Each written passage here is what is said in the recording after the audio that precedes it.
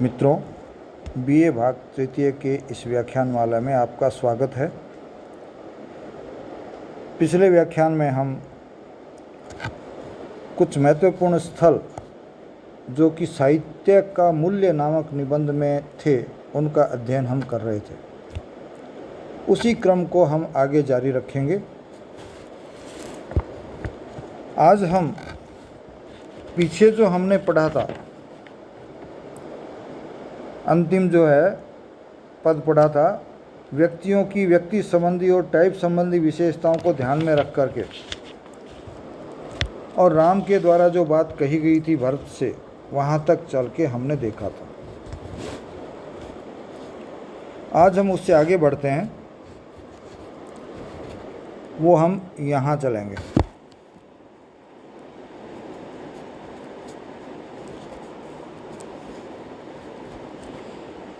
मैं चिन्ह लगा देता हूँ और यहाँ तक।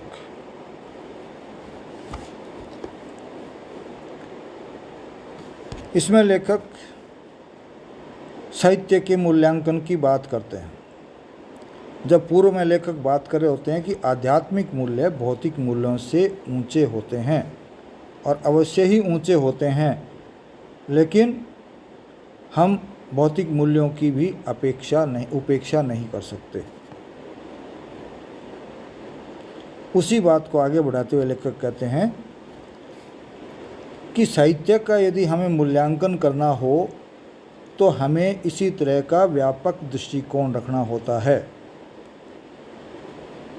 हम ये संकीर्ण दृष्टिकोण नहीं रख सकते कि आध्यात्मिक मूल्य भौतिक मूल्यों से ऊपर होते हैं या भौतिक मूल्य महत्वहीन होते हैं।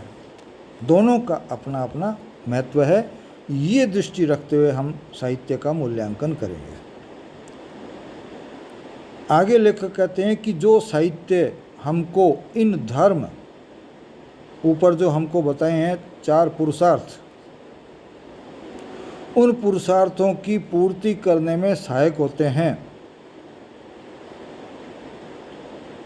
और इनके समन्वय की तरफ ले जाते हैं, वही सद साहित्य है।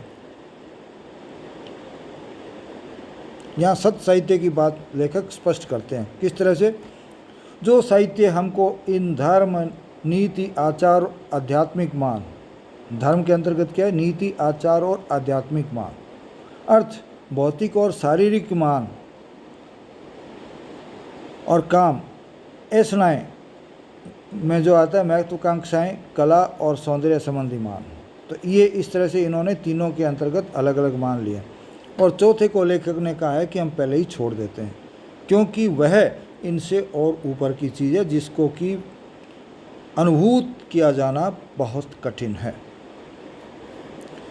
कि इन तीनों के समन्वय की तरफ जो साहित्य हमको ले जाता है, वही सत साहित्य है। यदि वह इन तीनों के समन्वय की तरफ न ले जा करके अलग अलग ले जाता है, तो वो सत साहित्य नहीं। जो विभाजन पैदा करे, विभेदन पैदा करे, वो सत साहित्य नहीं है। आगे स्पष्ट करते हुए लेखक कहता है कि साहित्य का अर्थ ही सहित का भाव है, जो हित के साथ हो, जिसमें हित साथ में जुड़ा हुआ हो, वही साहित्य है। और हित किस में होता है? हमेशा समन्वय में होता है। तो साहित्य की दृष्टि हमेशा समन्वय प्रधान होनी चाहिए। आचार्य कुंतक ने भी इसी बात को स्पष्ट करते हुए कहा भी है कि शब्द के शब्दोत्तर के साथ और वाच्य के वाच्यांतर के साथ मेल को ही साहित्य कहा जाता है। यदि शब्द का शब्द से इतर, शब्द से शब्दोत्तर, यदि उससे कोई संबंध नहीं है, शब्द से अलग कोई, शब्द से अलग कोई संबंध नहीं है, और इसी तरह से वाच्य का वाच्यांतर से कोई संबंध नहीं है, कोई मेल नहीं है, तो वो साहित्य नहीं बन सकता। तो साहित्य बनाने के लिए ज़रूरी है कि शब्द का शब्दोत्तर और वाच्य का वाच्यांतर के साथ मेल हो, तभी उस रचना को साहित्य कहा जाता है। और इसी के लिए कहा भी है, साहित्यो इत्यत्रापि यथा युक्ति स्वजातीयापेक्षया शब्दस्य शब्दांतरेण वाच्यस्य वाच्यांतरेण च साहित्यम परस्पर स्पर्धित्व लक्षणमेव विवक्षितम। आगे भी लेखक ने कहा है, कुंतक ने कहा है, लेकिन उसको हम यहाँ ज़्यादा ध्यान नहीं देंगे क्योंकि हमारा जो पद है वो यहीं तक हमारे लिए महत्व रखता है। अब इसमें हम कह सकते हैं कि लेखक ने साहित्य किसे कहा है ये बात स्पष्ट की है, या सत साहित्य किसे कहा है ये बात स्पष्ट की है, और ये जोर दिया है कि साहित्य सही मायने में वही है जो कि मेल की तरफ ले जाता है, समन्वय की तरफ ले जाता है। वाच्य, वाच्यांतर, शब्द और शब्दोत्तर, इनके मेल को ही साहित्य कहा जाता है। भाषा सरल है, सुबोध है, सरस है और तत्सम शब्दों का काफ़ी प्रयोग किया गया है, और चूंकि इसमें विचार किया गया है साहित्य के संबंध में, इसलिए शैली विचारात्मक है, विवेचनात्मक भी है। हम इसको विश्लेषणात्मक नहीं कह सकते क्योंकि इसमें तोड़फोड़ नहीं की गई। संश्लेषणात्मक तो कह सकते हैं। इसके बाद हम और आगे बढ़ते हैं।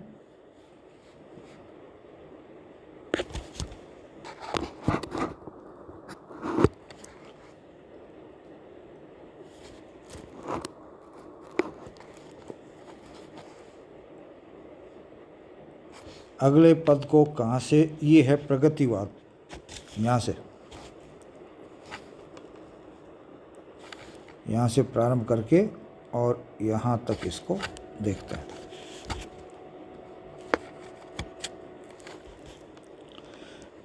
लेखक वक्रोक्तिवाद और अभिव्यंजनावाद पर चर्चा करते हुए और साहित्य के लिए कहते हैं कि चाहे हम साहित्य को प्रगतिवाद कहें या छायावाद कहें, और चाहे समन्वयवाद कहें, मान्य वही साहित्य होगा जो हमें साम्य की तरफ ले जाएगा। तो साम्य की बात करते करते लेखक प्रगतिवाद को स्पष्ट करते हैं और छायावाद पर भी चर्चा करते हुए इस बात को स्पष्ट करते हैं। प्रगतिवाद के बारे में वह कहते हैं कि प्रगतिवाद ने आर्थिक मूल्यों को अधिक प्रधानता दी, और ये कहते हैं कि यदि वह अन्य मूल्यों की अपेक्षा करके आर्थिक मूल्यों को अधिक महत्वपूर्ण मानता है तो वह वाद एकांगी हो जाता है और साहित्य का जो साम्य का एक आदर्श है वहाँ से वो गिर जाता है। अर्थात साहित्य नहीं रह जाता। प्रगतिवाद खाली यदि अर्थ को लेकर के चर्चा करता है तो वह साहित्य नहीं रह जाता। और छायावाद क्या करता है? कला संबंधी जो प्रवृत्तियाँ होती है मनुष्य की, उनका पोषण करता है। वह शब्द सौंदर्य पे अधिक बल देता है, शब्द सौंदर्य पे। परंतु यदि वह भी आर्थिक मूल्यों की उपेक्षा करता है तो वह भी एकांगी हो जाता है और साहित्य नहीं रहता। अतः आजकल के छायावादी जो हैं वो कला संबंधी मूल्यों के साथ साथ आर्थिक मूल्यों के प्रति भी सचेत होते हैं, सावचेत होते हैं। कला संबंधी मूल्य या नगेंद्र की बात यहाँ कहते हैं। नगेंद्र जी के शब्दों में छायावाद का वायवी मूल्य, वायवी सौंदर्य, छायावाद का सौंदर्य किसमें? वायवी है, कल्पना, मूर्त सौंदर्य को पूर्णता प्रदान करता है।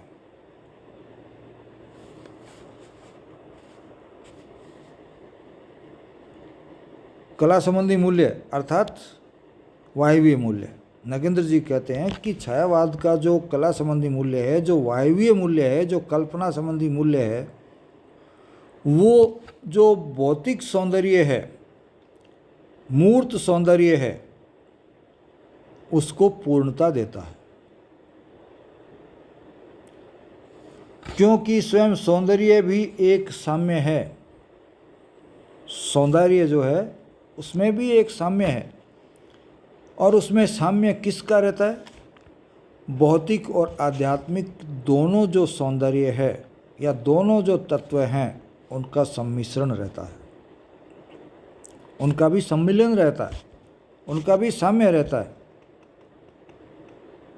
अतः इनमें सौंदर्य का आधार तो भौतिक है, किंतु बिना मानसिक रुचि और आकर्षण के वह अपनी पूर्णता प्राप्त नहीं करता।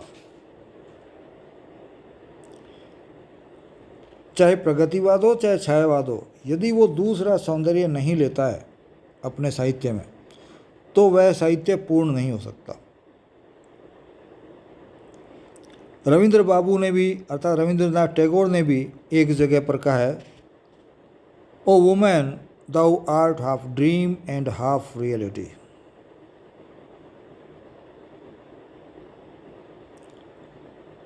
आधा सपना आधा वास्तविकता,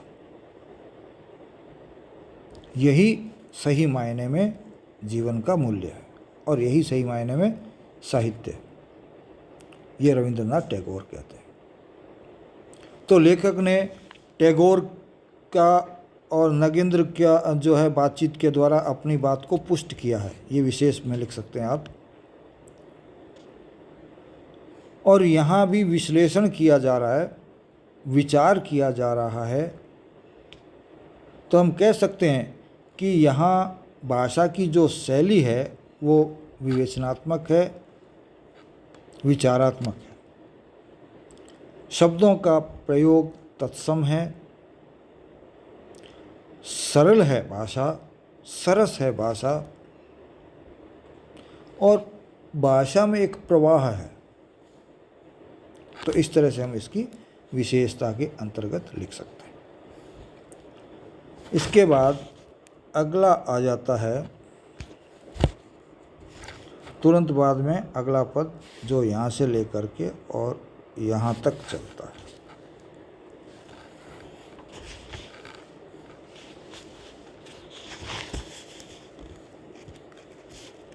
यहाँ लेखक क्या कहते हैं? उसी बात को और आगे बढ़ते हुए लेखक मिट्टी के ढेले के माध्यम से, फूल के माध्यम से उसकी पूर्णता कहाँ होती है वो बताते हैं। तो उसी प्रकार से साहित्य के बारे में भी पूर्णता, कहाँ साहित्य पूर्ण होता है वो बात बताते हैं। सुमन अर्थात फूल सुंदर लगता है, उसके पराग की तरफ की जीव जंतु कीट भी आकर्षित होते हैं और हम भी आकर्षित होते हैं। लेकिन लेखक कहता है कि सुमन का जो दिव्य सौंदर्य है उसके लिए उसका परागमय शरीर ही नहीं होता खाली जिम्मेदार, वही उसका अधिकारी नहीं है सौंदर्य देने का, बल्कि फूल के साथ लगी हुई कंटीली डालियाँ, कांटेदार डालियाँ, और जिनमें वो लगा हुआ है मिट्टी के ढेले, वो भी उतने ही आवश्यक हैं जितना कि पराग आवश्यक है। तो यहाँ भी लेखक ने कहा कि आवश्यकता सबकी है, सबकी ज़रूरत है, तो सबको बराबर महत्व देना चाहिए।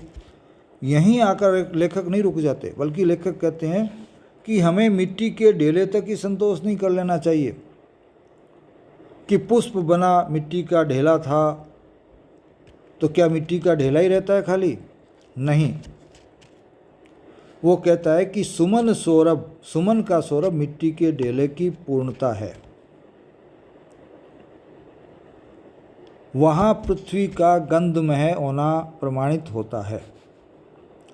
पृथ्वी में सुगंध है, ये उस पुष्प के माध्यम से, क्योंकि वो मिट्टी से निकलता है और उसमें सुगंध है, तो मिट्टी भी क्या है?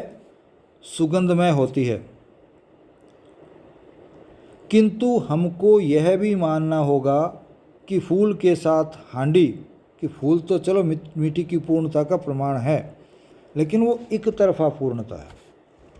तो मिट्टी की पूर्णता तो पूर्ण कब होगी, उसके लिए उदाहरण देता है कि हमें यह भी मानना होगा कि फूल के साथ हांडी, हांडी किसे कहते हैं, जिसमें अपने चीज़ पकाते हैं मिट्टी के। गांव के जो विद्यार्थी हैं वो तो अच्छी तरह समझते हैं। छोटा मटका मान लीजिए, बड़ा भी होता है, जिसमें दाल पकती है, यहाँ स्पष्ट किया है लेखक ने। और घड़ा जिसमें पानी ठंडा होता है। मिट्टी की पूर्णताओं में से है। जिस तरह से पुष्प मिट्टी की पूर्णता का एक उदाहरण है, उसी तरह से हांडी और घड़ा भी मिट्टी की पूर्णता के उदाहरण हैं। और इसी के साथ हम ये भी नहीं भूल सकते कि सारी मिट्टी घड़े और कुल्हड़ बनाने में ही खर्च नहीं हो जाती, कि कुल्हड़ बन गए, मटके बन गए, घड़े बन गए, उसमें ही मिट्टी समाप्त नहीं हो जाती है, बल्कि इस मिट्टी से खिलौने भी बनते हैं, उसमें सुमन भी उत्पन्न होते हैं, उसकी सौरभ भी उत्पन्न होती है, और पता नहीं क्या क्या चीज़ें मिट्टी से बनती है। तो लेखक कहता है कि मिट्टी की पूर्णता कहीं एक तरफा नहीं होती। तो इसी तरह से साहित्य भी यदि अपने आप को किसी एक तरफ ले जाता है तो वहाँ साहित्य पूर्णता को प्राप्त नहीं कर सकता। साहित्य पूर्णता को कब प्राप्त करेगा, जब वो सबको साथ लेके चलेगा। गरीब को, अमीर को, विभिन्न विचारों को, प्रकृति को, मनुष्य को, पशु को, पक्षी को, जीव को, निर्जीव को, सबको यदि साथ लेकर के चलेगा, समाहित करके चलेगा, तभी साहित्य पूर्ण होगा। तो यहाँ विशेष में हम लिख सकते हैं, यहाँ लेखक साहित्य की पूर्णता पर विचार करते हैं कि साहित्य पूर्ण कब होता है। पुष्प के और मिट्टी के मटकों के उदाहरण देते हुए इस बात को वो स्पष्ट करता है। भाषा बहुत सरल है, सरस है और प्रवाहमयी है।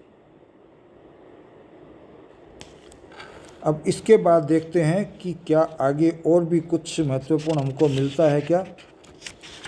अब हम इससे बाद भी आगे चलते हैं।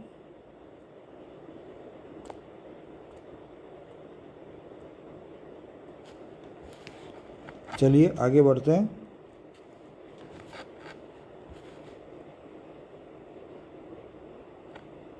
अंत में अंतिम पद में जाके हम यहाँ फिर देखते हैं।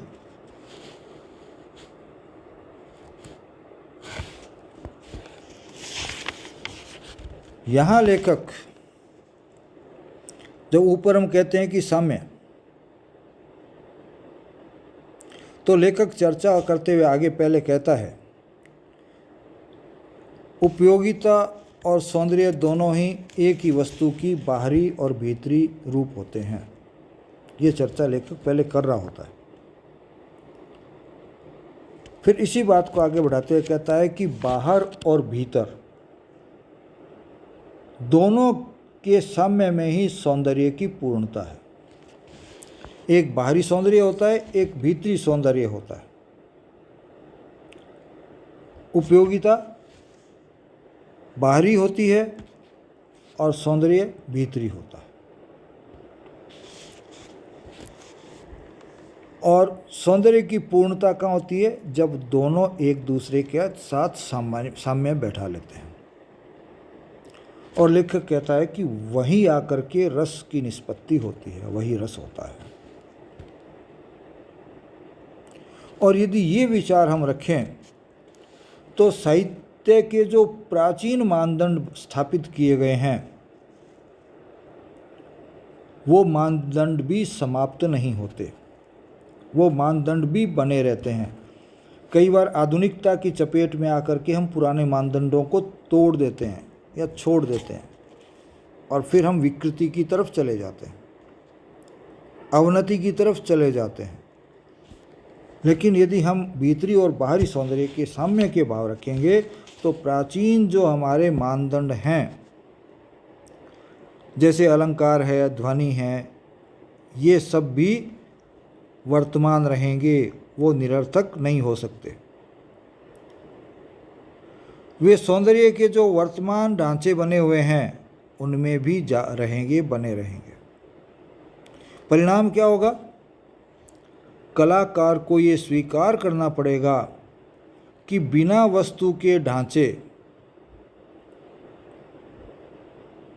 खोखले और निर्मूल्य होंगे और बिना ढांचों के सामग्री बिखरी रहेगी।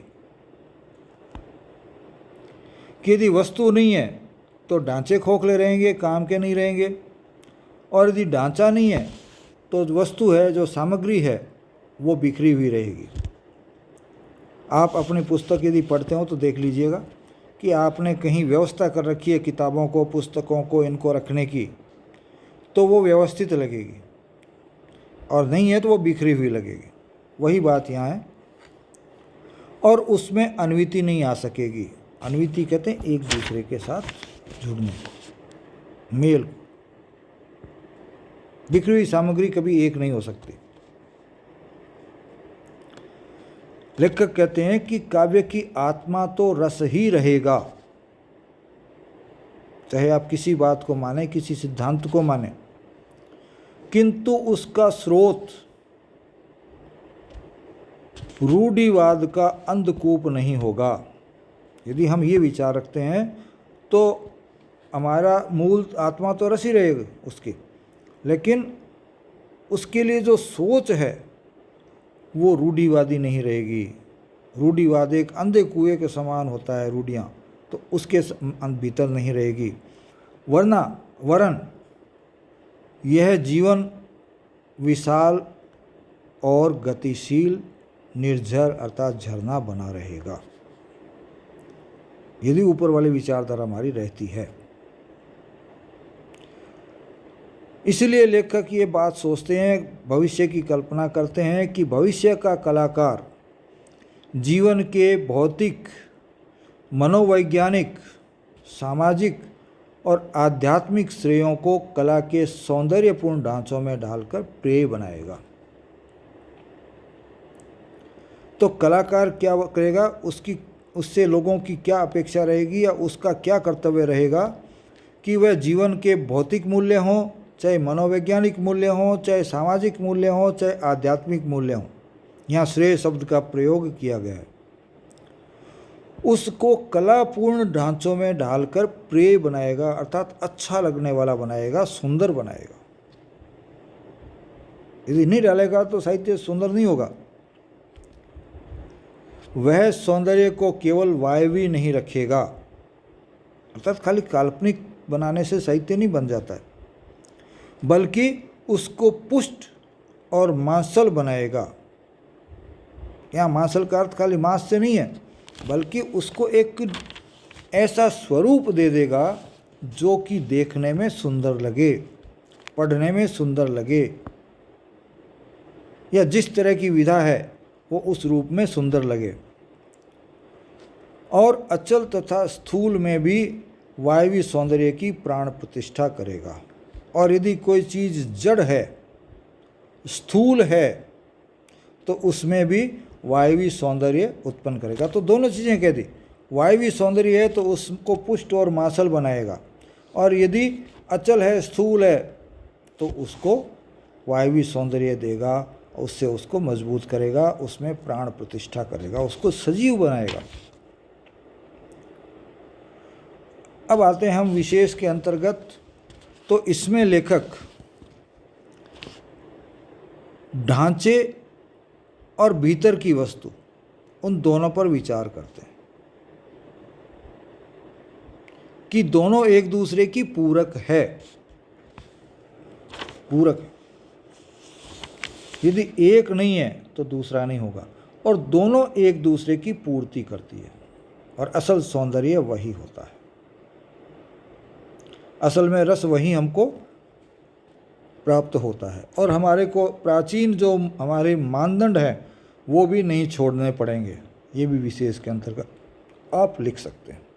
इसी के साथ आज की हमारी ये वार्ता यहाँ मैं उसको विराम देता हूँ। धन्यवाद।